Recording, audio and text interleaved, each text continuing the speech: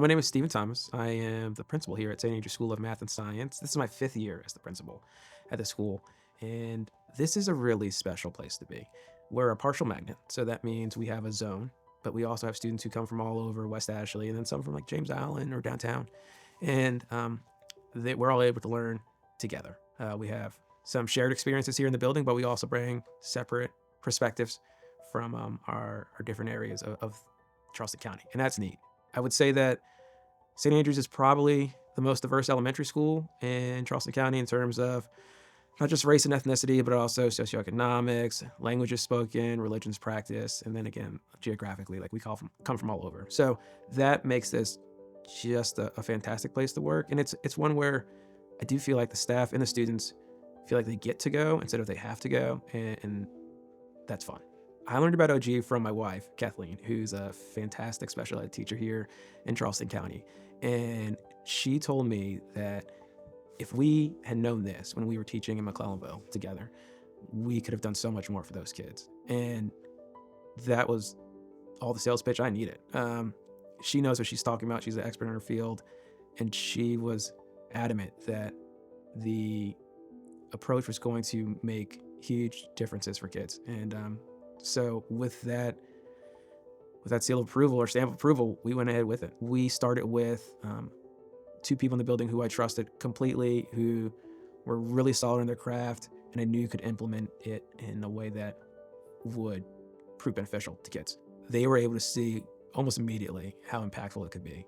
And I think that when they were able to come out on the other end and say, hey, this was really well worth the time and the effort, it piqued the interest of others because they're trusted voices in the building. And so it wasn't coming from me as the principal saying, this is something you have to do. It was coming from a colleague who was saying, hey, this is something you really should check out. Everyone can't have a tier 2 intervention. So providing the access to students in a gen ed classroom was an approach that seemed to make sense and aligned with what we were trying to do. So we picked a few teachers to kind of pilot it, and they were in 1st grade and then one in kindergarten.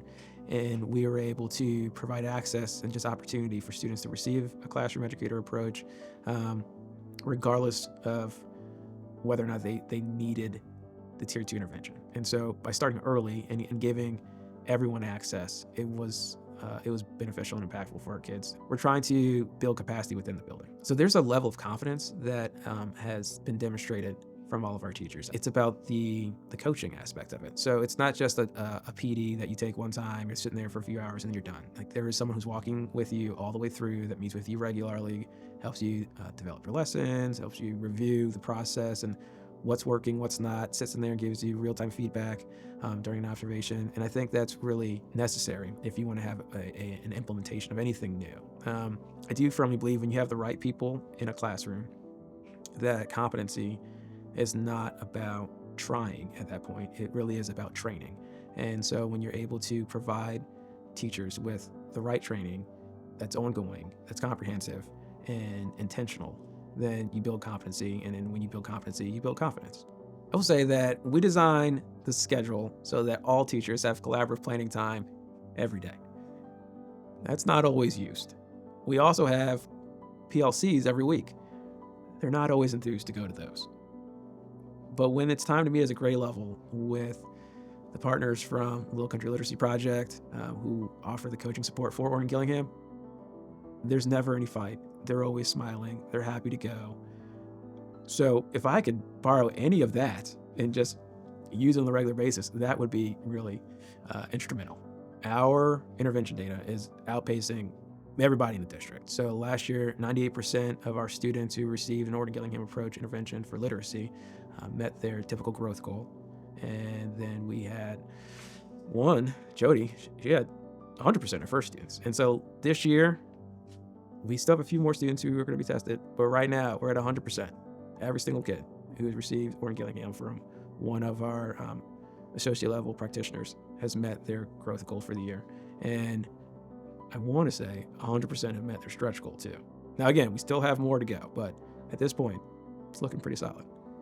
It is interesting to know that Orton-Gillingham typically costs $75 to $100 per hour, right? And you have to get a private tutor, and if it's something that works, and it's an approach that works, and it's something that people are willing to pay that much money for, why should it just be for people who have financial means? I look at education as kind of a way to um, make some societal impact. And when we had an opportunity to invest some money in this type of training for teachers, knowing that we could then impact kids who otherwise would not have the financial resources to receive such an approach, and especially in the intervention, it seemed like a really good opportunity to move the needle in a positive trajectory. And so that's what we did. We were able to provide access for pupils in poverty, for multilingual learners, as well as those who had the financial means. But in a public school setting, our job is to help provide access and opportunities for kids, and to help, especially in elementary school, build a foundation that you can build upon. And so doing everything we can to make that a reality is what we strive to do.